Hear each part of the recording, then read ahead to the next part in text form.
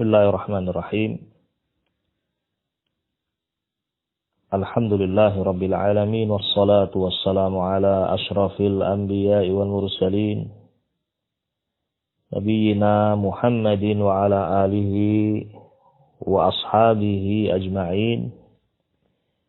Ya ayyuhalladzina amanu taqullaha haqqa tuqatihi wa la tamutunna illa wa antum muslimun.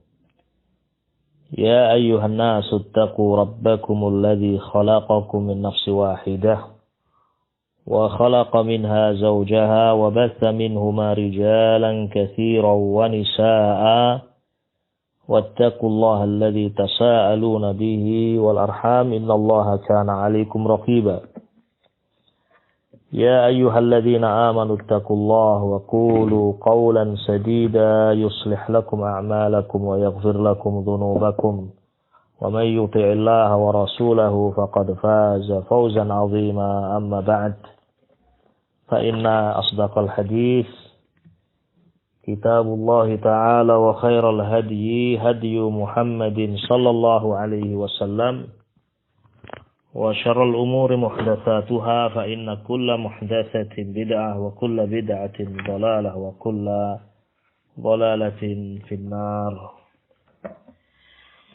Ma'asyiral muslimin wal muslimat, kaum muslimin dan muslimat yang kita muliakan, yang saya cintai fillah. Kita akan lanjutkan insyaallah taala pada kesempatan hari ini penjelasan tentang At-Tauhid, pembahasan kitab At-Tauhid alladzi huwa haqqullah 'alal 'abid. Pada pertemuan yang telah lalu kita telah menyebutkan tentang makna tauhid dan juga anwa' at-tauhid, jenis-jenis tauhid, sebagai muqaddimah dari pembacaan kitab yang ada di hadapan kita ini.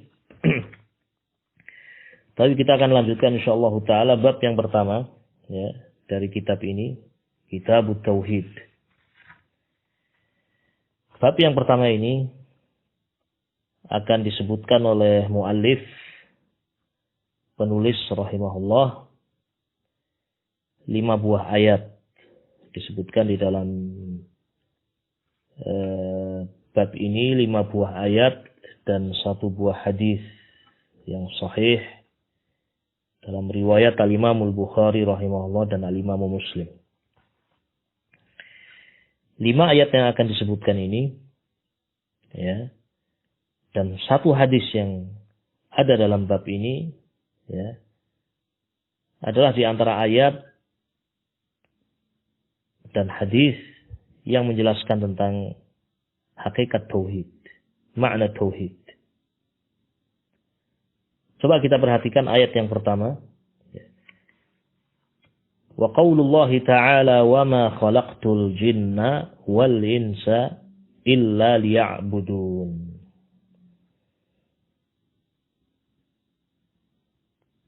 Firman Allah Subhanahu wa taala, "Wa ma khalaqtul jinna wal insa illa liya'budun."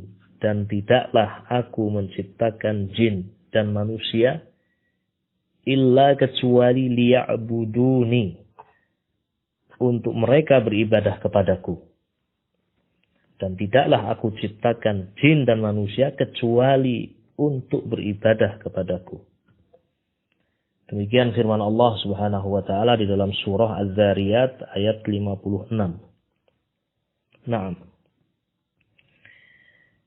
Ayat ini adalah ayat yang pertama yang disebutkan dalam kitab Tauhid. Dan ini termasuk dari fikih muallif, dalamnya ilmu muallif rahimahullah. Di mana ayat ini ya dijadikan sebagai pembuka kitab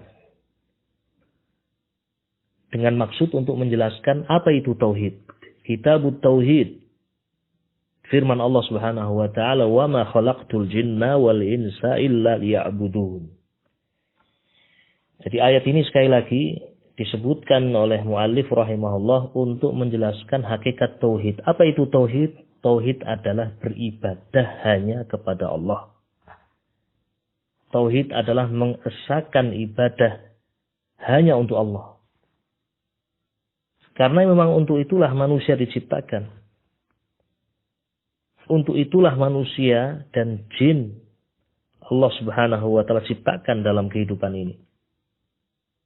Nah, coba perhatikan ayat ini. Allah Subhanahu wa taala membatasi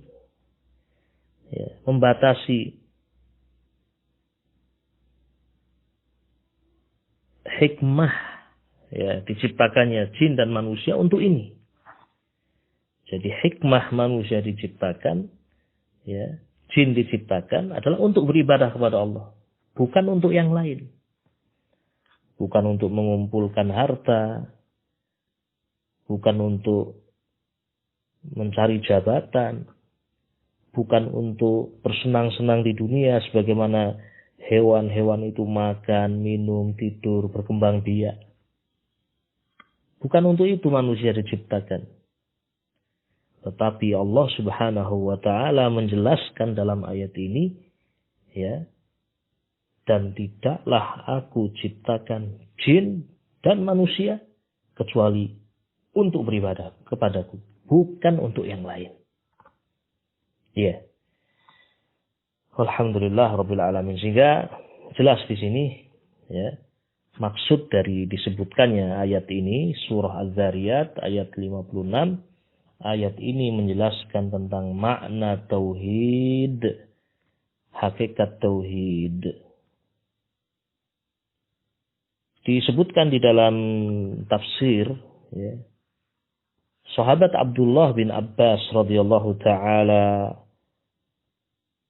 anhuma, yang dikatakan sebagai habrul ummah, ulamanya umat ini, dan ahli tafsirnya para sahabat, sebagaimana Nabi pernah mendoakan untuk Ibnu Abbas, Allahumma faqihhu fid din wa 'allimhu ta'wil.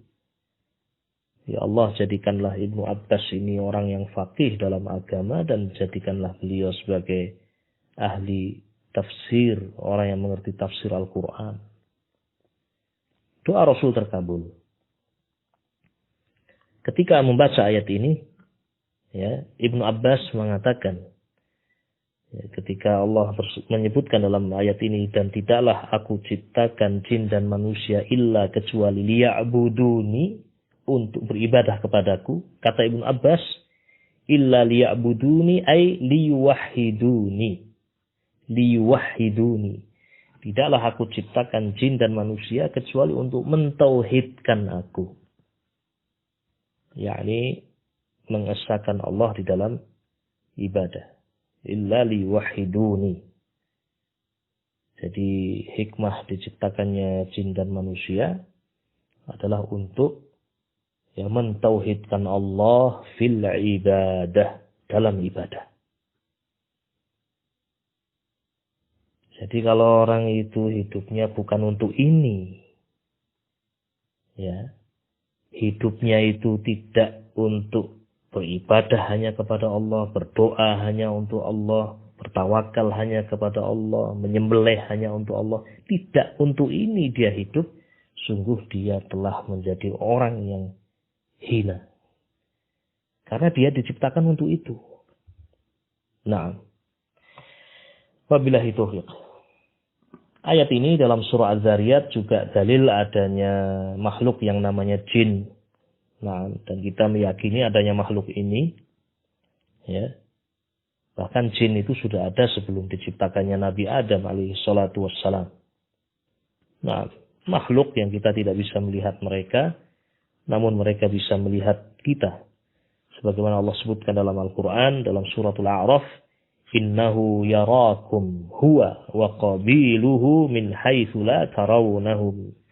Sesungguhnya dia iblis itu kana minal jin, dari kalangan jin.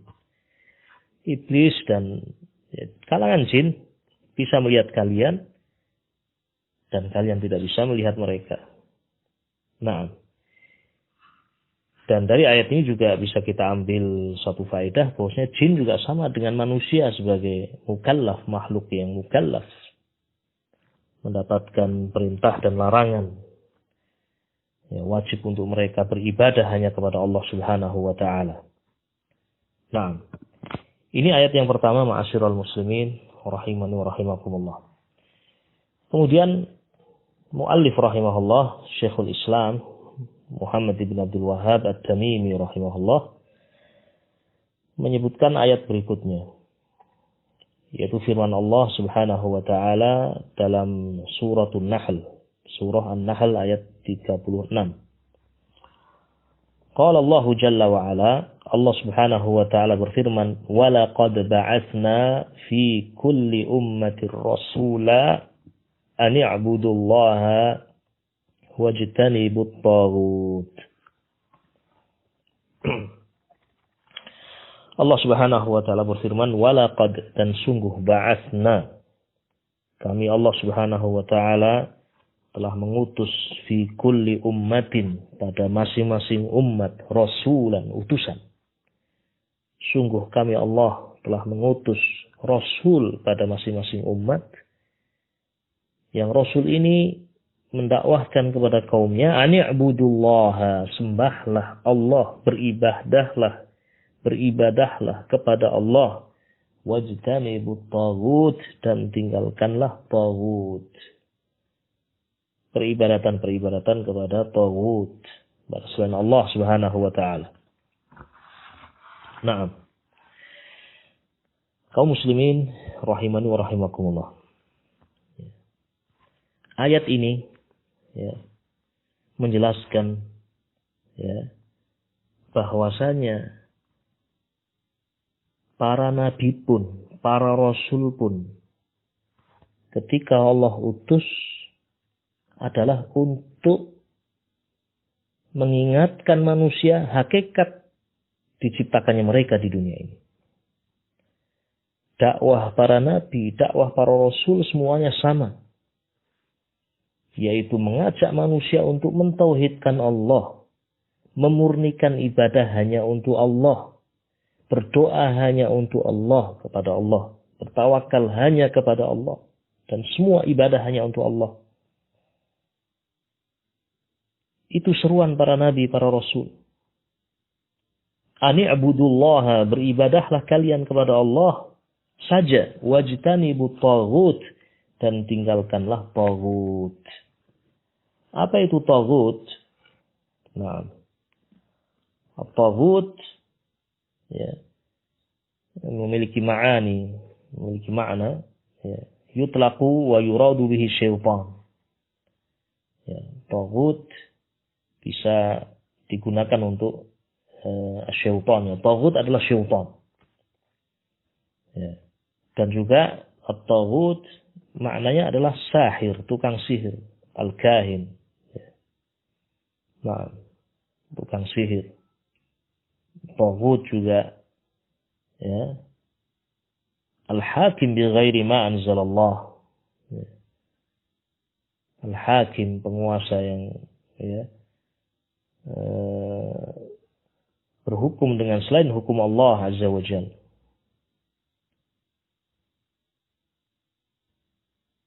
Dan taghut ini adalah peribadatan kepada selain Allah. Qala Ibnul Qayyim rahimahullah, Ibnul Qayyim mengatakan, taghut adalah kullu ma tajawaza bihi al-'abdu haddahu min ma'budin aw matbu'in aw muta'in fi ghairi ta'atillah.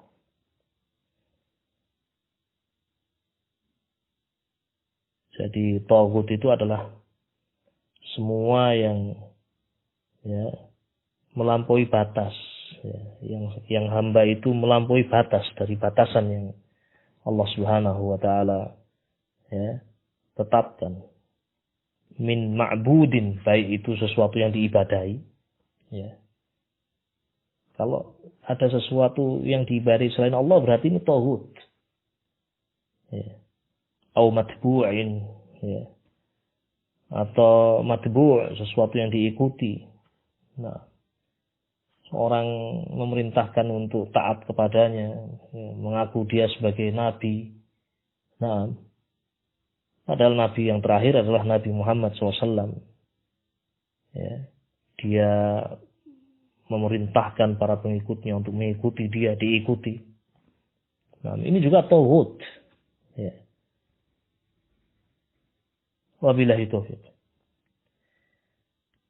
Alhasil intinya, para nabi, para rasul, ya, mereka semuanya diutus oleh Allah Subhanahu wa taala untuk memerintahkan manusia beribadah hanya kepada Allah Subhanahu wa taala dan meninggalkan peribadatan-peribadatan kepada selain Allah Subhanahu wa taala. Nah, ini firman Allah Subhanahu wa taala di dalam surah An-Nahl ayat 36. Ma'asyiral muslimin wal muslimat rahimani wa rahimakumullah. Ayat berikutnya, yaitu ayat yang ketiga dari ayat-ayat yang menjelaskan tentang apa itu tauhid, yang menafsirkan hakikat tauhid, adalah firman Allah Subhanahu wa taala di dalam surah Al-Isra ayat 23. Allah Subhanahu wa taala berfirman, "Wa qadha rabbuka alla ta'budu illa iyyah wa bil walidaini ihsana." Wa qadha rabbuka, dan Rabbmu telah memerintahkan. Rabbmu telah memerintahkan alla ta'budu, untuk kalian tidak beribadah, illa iya, kecuali hanya kepada Allah. Wa bil walidaini ihsana, dan Allah juga mewajibkan, memerintahkan untuk berbuat baik kepada kedua orang tua. Ayat ini, sekali lagi, di antara ayat yang menjelaskan tentang makna tauhid, yang menafsirkan hakikat tauhid. Apa itu tauhid? Tauhid adalah ibadatullah wa tarku ibadati ma siwah. Beribadah kepada Allah Subhanahu wa taala saja, wa tarku ibadati ma siwah, dan meninggalkan peribadatan selain Allah. Beribadah hanya kepada Allah dan meninggalkan peribadatan kepada taghut, syayatin, dukun-dukun, tukang sihir, al-jin, dan semua selain Allah Subhanahu wa taala. Hadza huwa tauhid. Inilah tauhid. Naam. Ma'asyiral muslimin rahiman rahimakumullah.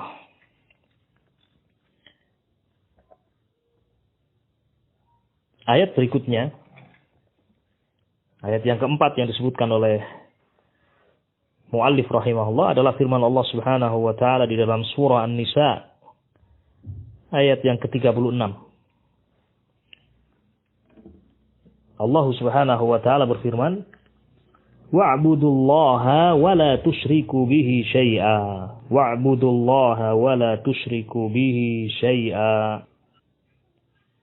Dan beribadalah kalian kepada Allah Subhanahu wa taala wa la tusyriku bihi syai'a. Dan jangan kalian menyekutukan Allah dengan sesuatu apapun. Sesuatu apapun.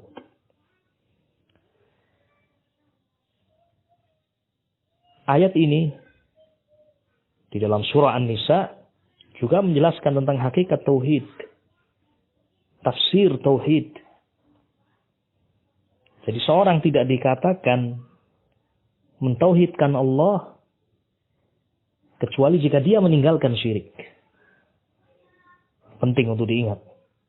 Seorang tidak dikatakan mentauhidkan Allah. seorang tidak dikatakan beribadah kepada Allah kecuali ketika dia meninggalkan peribadatan kepada selain Allah. Penting. Wa'budullaha, beribadahlah kalian kepada Allah. Apa selanjutnya Allah katakan? Wala tusyriku, dan jangan kalian menyekutukan bihi syai'an, menyekutukan Allah dengan sesuatu apapun, siapapun. Tidak boleh dijadikan sekutu bagi Allah. Apakah itu batu-batu, apakah itu patung, apakah itu syayatin, apakah itu para nabi, para rasul, malaikat. Tidak bisa dan tidak boleh disekutukan untuk Allah Subhanahu wa ta'ala. Tidak bisa dijadikan sekutu bagi Allah, siapapun. Wala tusyriku bihi syai'a, dan jangan kalian menyekutukan Allah dengan sesuatu apapun. Ya. Malaikat, setinggi apapun kedudukan malaikat, dia adalah makhluk, tidak berhak untuk diibadahi. Para nabi, para rasul, sedekat apapun mereka dengan Allah, walaupun beliau adalah kekasih Allah, yakni Nabi kita Muhammad sallallahu alaihi wasallam, Nabi Ibrahim alaihi salatu wasallam, kekasih Allah, khaliluhu. Tetapi mereka adalah makhluk, marbub, bukan ilah, bukan sesembahan, dan tidak berhak untuk diibadahi. Orang-orang soleh, ya, wali-wali Allah, semuanya makhluk, tidak berhak untuk diibadahi. Yang berhak diibadahi hanya Allah Subhanahu wa ta'ala. Inilah tauhid. Beribadah hanya kepada Allah dan meninggalkan peribadatan kepada selain Allah. Wa'budullaha wa la tusyriku bihi syai'a. Ma'asyiral muslimin wal muslimat rahimani wa rahimakumullah.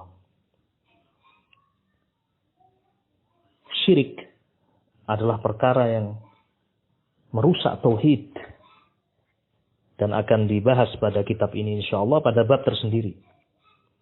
Nah, dan seorang tidak dikatakan mentauhidkan Allah, tidak dikatakan beribadah kepada Allah kecuali ketika apa tadi?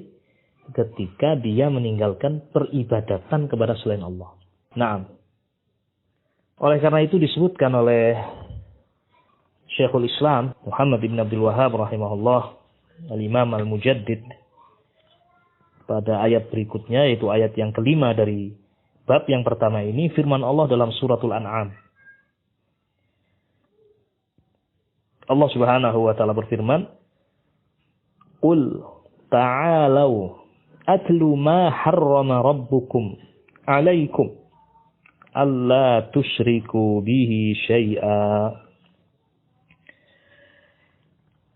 Demikian Allah Subhanahu wa ta'ala berfirman dalam ayat ini. Dalam suratul An'am ayat 151. Qul, katakanlah wahai Nabi. Ta'alau, kemari wahai kalian.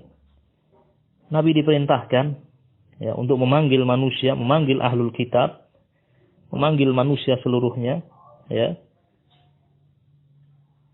Atlu, ay aqra, aku akan bacakan kepada kalian. Ma harrama rabbukum alaikum, apa-apa yang Allah haramkan atas kalian. Ya. Jadi ayat ini suratul An'am ayat 151 sampai 153 akan disebutkan perkara-perkara yang Allah haramkan. Naam.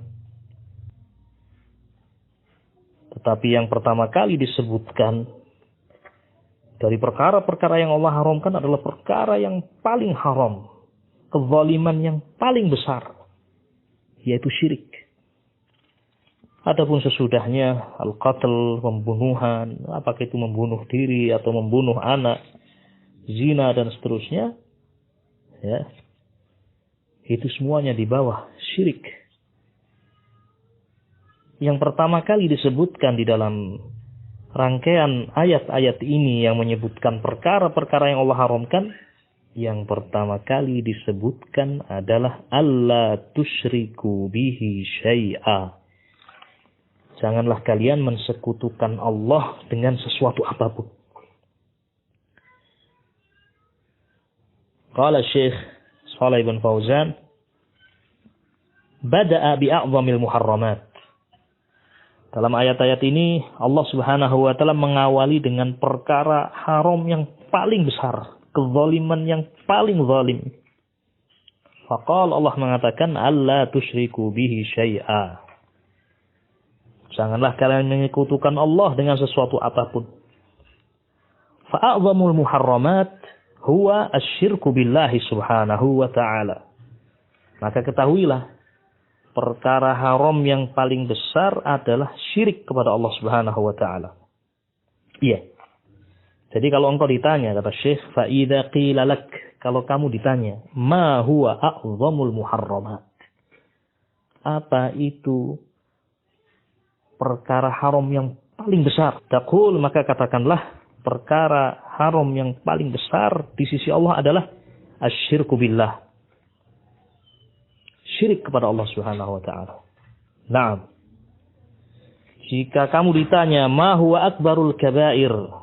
Dosa besar apa yang paling besar? Maka jawabannya juga sama. Asyirku billah, syirik kepada Allah Subhanahu wa taala. Ikhwatil kiram wa akhawati fillah, rahimani wa rahimakumullah. Ayat-ayat di dalam surah Al-An'am yang disebutkan oleh muallif rahimahullah dari ayat yang telah kita dengar tadi, ayat 151, dilanjutkan dengan ayat berikutnya 152, 153. Di akhir ayat Allah Subhanahu wa taala berfirman, "Dzalikum wassaakum bihi la'allakum tattaqun." Perkara-perkara itulah yang Allah Subhanahu wa taala mewasiatkan kalian dengan itu. La'allakum tattaqun, agar kalian menjadi orang-orang yang bertakwa. Iya. Inilah wasiat-wasiat Allah Azza wa Jalla.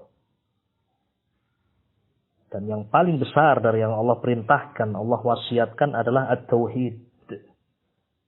Ibadatullah wa tarku ibadati ghairihi. Beribadah hanya kepada Allah dan meninggalkan semua peribadatan kepada selain Allah. Sehingga di awal ayat tadi 151 dari suratul An'am Allah mengatakan, Qul, katakanlah wahai Nabi, ta'alau atlu ma harrama rabbukum alaikum. Aku akan bacakan untuk kalian apa yang Allah haramkan atas kalian. Apa yang pertama yang Allah haramkan? Alla tusyriku bihi syai'a. Jangan sekali-kali kalian menyekutukan Allah dengan sesuatu apapun. Kemudian Allah Subhanahu wa taala di akhir ayat-ayat ini mengatakan dzalikum wassaakum bihi. Perkara-perkara itulah yang Allah wasiatkan kalian dengannya. La'allakum tattaqun. Agar kalian bertakwa. Iya. Ma'asyiral muslimin rahiman rahimakumullah, inilah wasiat Allah Subhanahu wa taala. Dan wasiat Allah adalah wasiat Rasul alaihi salatu wassalam. Karena Rasul alaihi salatu wassalam tidaklah memerintahkan kecuali apa yang Allah perintahkan. Tidaklah mewasiatkan kecuali apa yang Allah wasiatkan. Sehingga termasuk dari fikih seorang sahabat, dan ini menunjukkan fikih para sahabat seluruhnya, ya, kedalaman ilmu mereka, dinukilkan di sini oleh Syekh Muhammad At-Tamimi rahimahullah, asar dari sahabat Abdullah ibn Mas'ud radhiyallahu ta'ala anhu. Asar dari sahabat Abdullah ibn Mas'ud radhiyallahu ta'ala anhu. Berkata sahabat Abdullah bin Mas'ud radhiyallahu ta'ala anhu, "Man arada ayyanzura ila wasiyati Muhammadin sallallahu alaihi wasallam allati 'alaiha khatamuh falyaqra qawlahu ta'ala qul ta'alau atlu ma harrama rabbukum 'alaikum alla tusyriku bihi syai'a ila qawlihi wa anna hadha sirati mustaqima al-ayah. Kata Ibnu Mas'ud, barang siapa ingin melihat, ingin mengetahui wasiat Nabi alaihi salatu wassalam, yang wasiat itu dicap oleh Nabi alaihi salatu wassalam,